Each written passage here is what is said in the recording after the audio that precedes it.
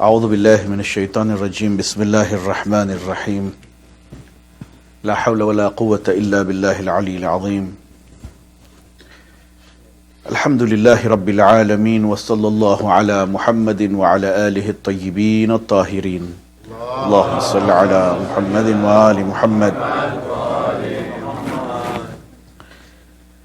I want to start by just addressing this issue of Jahlum. Sometimes people say that what is the significance of 40 days? And we have a hadith from Rasulullah sallallahu alaihi wasallam to his companion Abu Dhar, where he says, Ya Abu Dhar, innal ardha la tabki ala al-mu'min idha mata 40 sabahan. When a true mu'min leaves this world, the earth laments for 40 days for him, and actually gives condolences to the people of the earth, saying to them, you do not know what barakah has lifted from you now and has gone away from this world. Specifically on the commemoration of Imam alayhi salam, Imam al-Hussein alayhi salam, the first commemoration of his 40th was by Ahlul Bayt when they came back to Karbala, and subsequently the Imams, almost all the Imams, we have hadith from them giving emphasis on the remembrance of Abu Abdullah al-Hussein alayhi salam on his 40th. And today we are here observing that sunnah that we have been commanded to do. Specifically the famous hadith which you all I think know from Imam Hassan al-Askari alayhi salam, Allahumma salli alayhi, that says that amongst the signs of a mu'min is that they pray 51 rakats salat a day, which means the 17 wajib at least, and then the 34 nafila which are recommended. That they wear an aqiq ring on their right hand. That when they do their salat, they put their heads down on turba. That when they pray salat, all the salat, they say the Bismillahir Rahmanir Rahim loudly. And finally, that the sign of the mu'min is that on the 40th of Imam al-Hussein alayhi salam, they recite Ziyarat Arba'in, or they visit him for Ziyarat Arba'in. I just want to say that, there was a time when my Imam, Sajjad alayhi salam, was leaving Karbala. He must have felt in his heart how desolate it was.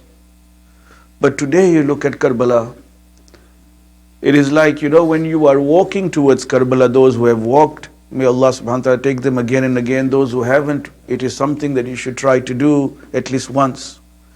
It doesn't say as you walk from Najaf to Karbala that, 50 kilometers left or 40 kilometers left. It says 50 kilometers to Jannah. 40 kilometers to Jannah. It's like Imam Hussain alayhi salam said, Beta Sajjad, don't worry about me. I will change this land into Karba-e Mu'alla. I will make it a piece of Jannah. And today people march. Those who try to humiliate Imam's family and they try to extinguish the light of Ahlul Bayt, we shout out in defiance, and let us say that today together, that we call out to Imam al-Hussein alayhi salam that your mission is alive. Labbaik ya Hussein. Labbaik ya Hussein. Labbaik ya Hussein. Labbaik ya Hussein. Labbaik ya Hussein. Labbaik ya Hussein. Imam Hussein's memory will never die. The enemies can do what they want. They can kill the Shia, they can block the roads, but there is a fire that burns in the hearts of the lovers of Ahlul Bayt that will never go out. This is a promise from our Prophet. We will never forget. We will never forget. We will never let our children forget. One of our teachers was once in Moscow, and he visited Imam Bargah, and he found that amongst the Masaib and the Matam, they started to do a Matam in which they whispered into the mic, and they gently touched their hands on their chests. And when he asked, what is this? He said, there used to be a time in Russia where we were not allowed to openly do Matam and commemorate Hussein. Our fathers taught us that don't worry, secretly whisper the Nawha, secretly hit your chest. One day we will do it openly. But never forget that we are Azadar of Hussein. Never. I know this is an English program, but one of my elders yesterday in the car park said to me, can you speak a few words in Urdu? I will try. It is not a language I am used to speak a few words. I ask for your indulgence. I will speak the Masaib in English for the youngsters. Let us now, brothers, take our minds and our hearts to Karbala, to Ahlul Bayt alayhimus salam, to Sham, to Medina. Salawat pare bar Muhammad wa ali Muhammad.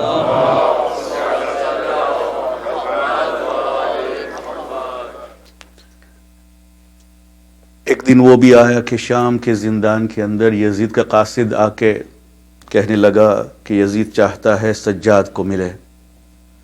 زینب سلام اللہ علیہ گھبرا گئی. امام سجاد نے کہا پھوپھی اماں اب گھبرائے مت, یہ ہم کو ابھی اور کچھ نہیں کر سکے گا. امام آئے یزید کے سامنے.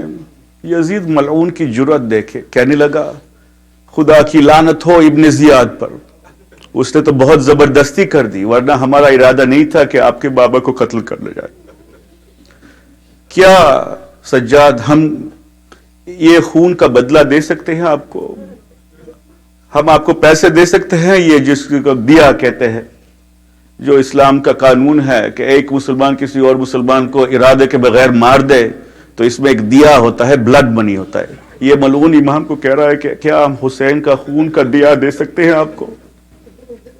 امام علیہ السلام نے اس کو اوپر نظر کر کے کہا کہ یہ خون کا بدلہ تو اللہ کے سامنے ہوگا روزے قیامت. ہم کو آپ کے پاس سے کوئی اور چاہیے نہیں. کہنے لگا کہ آپ کو اختیار ہے, آپ شام میں رہ جائیں یا تو مدینہ چلے جائیں. امام نے کہا میں جاؤں گا, میری پھوپھی کے ساتھ مشورت کر کے میں جواب دوں گا. جب آئے زینب سلام اللہ علیہ کے پاس اور کہا پھوپھی اماں وہ کہتا ہے کہ ہم کو رہا کرے گا, کیا ہم یہاں رہیں یا مدینہ جائیں, اور کسی اور کوئی اور چیز چاہیے اس کے پاس. زینب سلام اللہ علیہ نے کہا کہ یزید کو کہہ دے کہ وہ تبرکات جو ہم سے لوٹے گئے تھے وہی بس ہمیں چاہیے, کوئی اور چیز نہیں چاہیے اس کے پاس. تبرکات جب آئی کیا تھا, اس چادریں تھی, ایک جلا ہوا جھولا تھا, اور چیزیں تھی, کوئی اور تو نہیں تھا. زینب نے کہا ان کو کہو کہ جب سے ہم یہاں آئے ہیں دل بھر کے ہم جو ہے عزا نہیں کر سک پائے. ایک گھر خالی کرے ہمارے لیے کہ ہم جی بھر کے مولا کا عزا کر سکے. کہتے ہیں کہ یزید نے انتظام کیا اور پہلی مجلس عزا بی بی زینب علیہ السلام نے برپا کی تھی, وہی شام کے اندر, اور وہی یزید کی شکست ہے. کہتے ہیں کہ شام کی عورتیں آئیں پرسہ دینے کے لیے اور وہاں مجلس بھی برپا ہوئی. کہتے ہیں کہ یزید نے شہداء کے سر بھیجے. جب سر آئے تو بیبیاں جو ہے ایک ایک سر اپنے آپ کے پاس لے گئے. فروا نے قاسم کا سر آغوش میں لے آئے, بی بی زینب نے حسین کا سر لیا, ام کلثوم نے عباس کا سر لیا, آخر میں دو ننھے سر ایک کونے میں رہ گئے تھے. ایک بیوی نے پوچھا کہ کیا ان کی ماں کربلا میں نہیں تھی؟ ان دو بچے کے لیے کوئی رونے والی نہیں ہے؟ تو کسی نے کہا خاموش, یہ زینب کے بیٹے.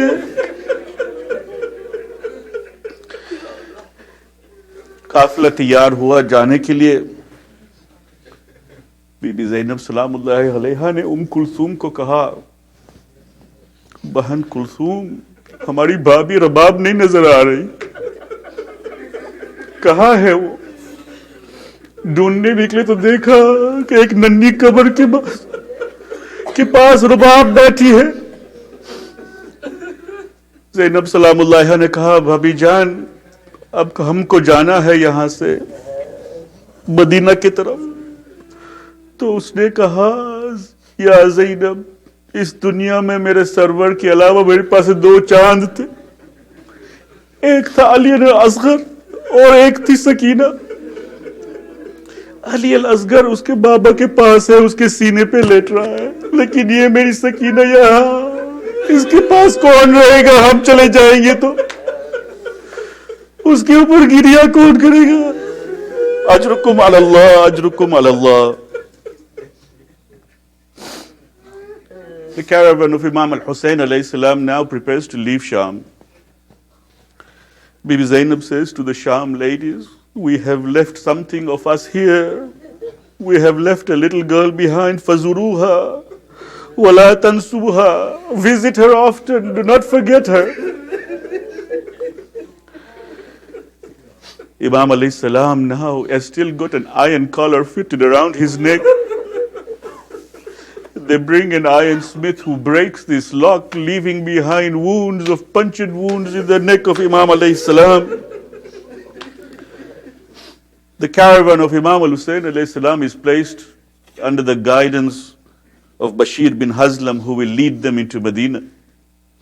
This time the ladies are not put on bare-backed saddles. Rather, special litters are prepared for them on the camels, with black curtains put down on them. As they move out of Sham, they come to a crossroads where Bashir bin Hazlam says, this is the road to Karbala, that is road to Medina. Zainab salamullahi alayha says to them that we would like to go to Karbala first. In Medina, when the news came of the martyrdom and the killing of Hussein ibn Ali, one of the companions, Jabir ibn Abdullah al-Ansari, could not remain in Medina. He was blind by that time, but he looked for someone who would take him there. Sayyid ibn Tawus writes in Luhuf that one of them, whose name was Atiyya al-Awfi, says to Jabir, I will take you there, but I'm afraid of the Bani Umayyah. Jabir says, just take me to Karbala. If there is any danger on the way, you may leave me.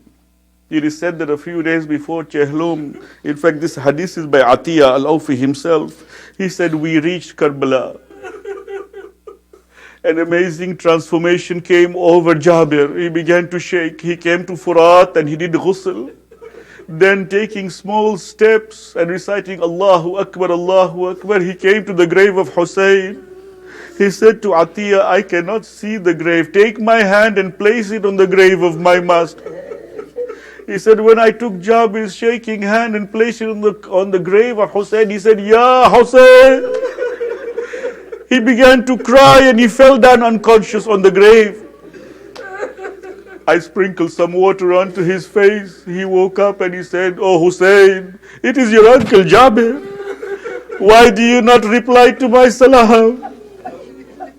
Then Jabir himself says, but how will you reply when they told me they cut your throat, my son Hussein? After a while, Atiyya al-Awfi says to him, Jabir, I see a caravan approaching. I fear it is Bani Umayyah. Jabir says, go close and see who it is. When they see that it is the caravan of Ahlul Bayt. Jabir says, take me to them. When he reaches, Imam Zainul Abidin sees the first friendly face, the first loving face he has seen in a long time. He begins to weep. He comes to Jabir. Jabir hugs him. Imam alayhi salam says to him, Jabir, hug me gently, for my body is full of bruises. Imam alayhi salam takes Jabir by hand and says to him, this is Karbala, Jabir. This is where they killed our men. This is where they killed our children. This is where they imprisoned our women. This is where they took off their hijab. The ladies come into the battlefield, into the graveyard. Bibi Zainab salamullahi alayha throws herself onto the grave of Hussein. She weeps and then she recites a marthiyah and she says, oh dear brother Hussein, this Zainab is sorry. You had given me an amanat when we left Karbala. I could not bring back that amanat to you, oh Hussein. We had to leave Sagira behind. Ajrukum ala Allah. Ajrukum ala Allah. Then the caravan prepares now to leave to go to Medina. When they go to Medina, Bashir bin Hazlam says that when we got close to the city of Medina, Imam Zainul Abidin alayhi salam ordered that the caravan must halt. And he says, we will camp outside Medina, let's go and announce to the people that those who remain now from the caravan of Hussein have come back. Tell them that we are back home, and if they wish to come and see us, they may come here. Bashir bin Hazlam goes into Medina and begins to announce, Ya Ahla Yathrib la maqama lakum. O people of Medina, there is no place left in Medina for you to live. Hussein has been slaughtered in Karbala. His blood-drenched body now is in the sands of Karbala. His head was placed on a lance.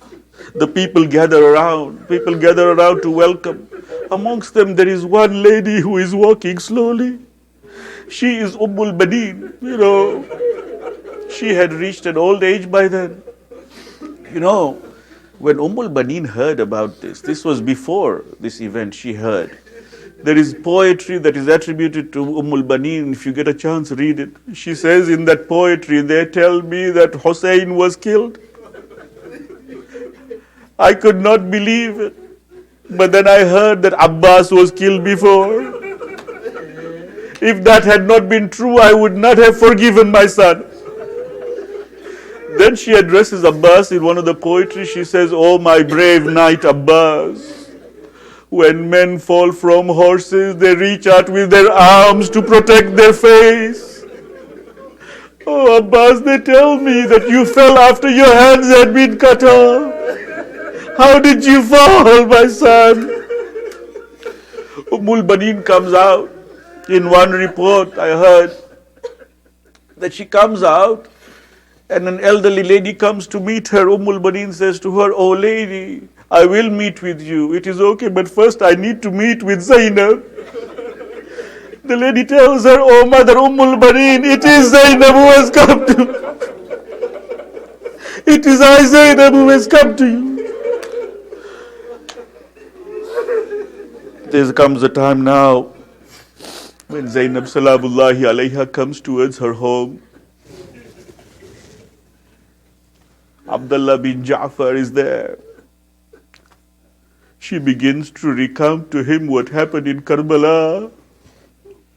Abdullah bin Jaffer faints twice when he hears this. 2 times he falls unconscious. She says to him, Oh my cousin, you can fall unconscious, but we had no time to fall unconscious. We were being hurried and whipped from one place to the other while our men lay on lances in front of us. Finally, Zainab Salamullahi alayha turns her attention to a small room on the side. In that room, there are 2 beds. She looks at that room. Tears come into her eyes for the first time. She says, Oh, Abdullah, please accept my condolences on the killing of our 2 sons. Finally, my lady Zainab cries. And she says, Yes, Abdullah, they killed our 2 sons as well. Matum Hussein, Ya Hussein, Ya Hussein, Ya Hussein.